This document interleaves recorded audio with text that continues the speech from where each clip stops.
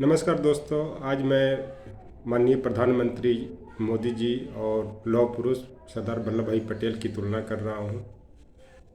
पटेल जी की जो जयंती 31 अक्टूबर को मनाया गया, राष्ट्रीय एकता दिवस के रूप में मनाया जाता है। उसी दिन स्वर्गीय श्रीमती इंदिरा गांधी के शहादत दिवस भी है। मैं आपको बता देना चाहता हूँ कि पटेल जी के जयंती को राष्ट्रीय एकता दिवस से मनाना बहुत अच्छी बात है। प्रधानमंत्री जी मना भी रहे हैं, मनाना भी चाहिए, ये अच्छा शुरुआत है। लेकिन उनकी नीतियों को भी फॉलो करना चाहिए। लेकिन आज में देश में किस तरह की स्थिति बनी हुई है, क्या परिस्थितियां बनी हुई है, किसी से छिपा हुआ नहीं है। पटेल जी ने पूरे भारत को जो 15 अगस्त के बाद जो देश में रियासत मिले थे उसको उन्होंने एकीकृत किया। एकीकृत करने के बाद भी उनको कितनी मजबूती के साथ उनको बनाया, देश को एक किया। लेकिन मोदी जी उस विरासत को संभाल नहीं पा रहे हैं।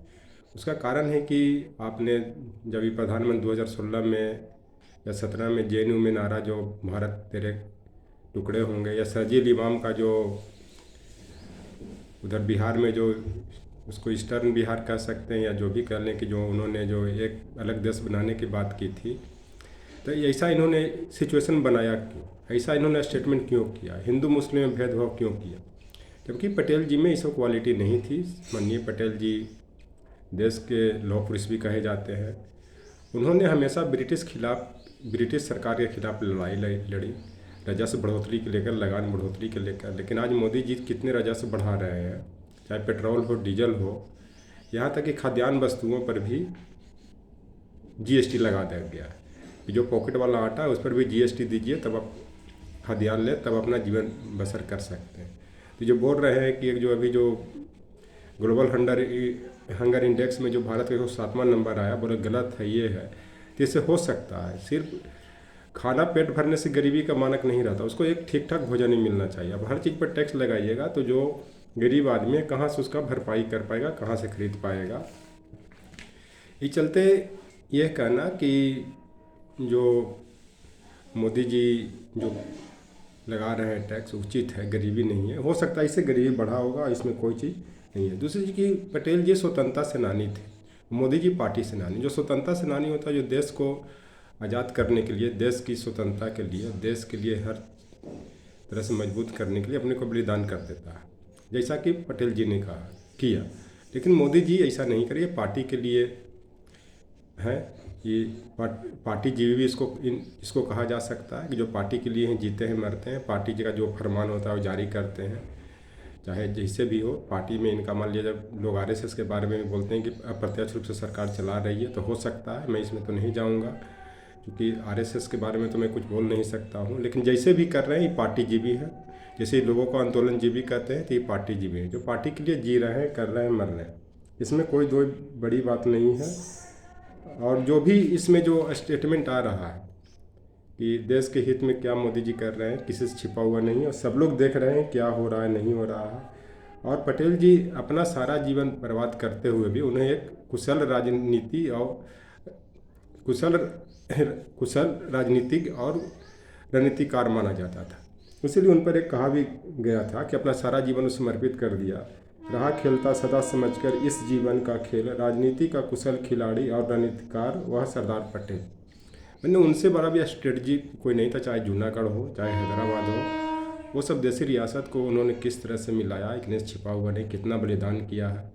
और महात्मा गांधी को कितना मजबूत किया उन्होंने, चाहे खेड़ा का आंदोलन हो, चाहे बारदौली का आंदोलन हो, जो भी गुजरात से लेकर के चाहे बिहार भारत में कहीं भी आंदोलन हुआ, चाहे मदाबाद का मिल मजदूरों का आंदोलन हुआ, उसमें किसी से छिपा हुआ नहीं। और अंततः ब्रिटिश सरकार को वापस लेना पड़ा था टैक्स। लेकिन आज देख लीजिए, इनके जो विरोध कर रहे हैं उनको किस तरह से सजा दे रहे हैं, कितने प्रताड़ित कर रहे हैं, किसी से छिपा हुआ नहीं है।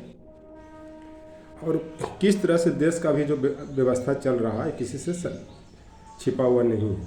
तो उनके लिए एक लौह पुरुष के बारे में भी एक शेर भी कहा गया था कि लौह पुरुष की ऐसी छवि ना देखी ना सोची कभी, आवाज़ में सिंह सी दहाड़ थी, हृदय में कोमलता की पुकार थी। मतलब वो जब दहाड़ते थे दुश्मन पर, वो टूट पड़ते थे सिंह की तरह, लेकिन वो इतना कोमल हृदय के थे, इतना हृदय थे कि अपने भारतीय भाइयों को, या भारत के जो भी माँ बहन या जो बेटियाँ थी या जो भी थे, उनको कोमलता से अपने हृदय में लगाते थे, हृदय से लगाते थे।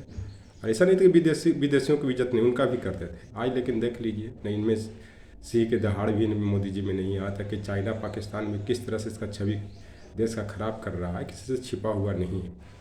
न हृदय में कोमलता, अगर कोमलता रहता तो जो सही चीज़ इनको कुछ बोलते हैं उनको किस तरह से CBI ED NIA लगा के परेशान किया जा रहा है, चाहे धर्म के नाम पर, जाति के नाम पर, संप्रदाय के नाम पर। यहाँ तक कि जोगी जी के थ्रू यूपी में कितने इनकाउंटर दलित OBC मुस्लिमों को कराया गया, ये किसी से छिपा हुआ नहीं है।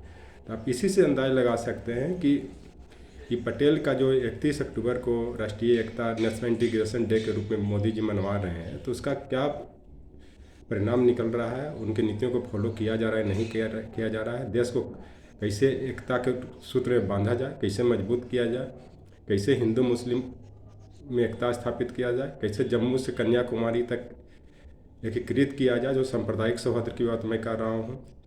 तो इसी संदर्भ में मैं अपना बात को यहीं विराम देता हूँ। और ये आप लोग को डिसाइड करना है कि राष्ट्रीय एकता दिवस क्या होता है, क्या हो रहा है और क्या होना चाहिए।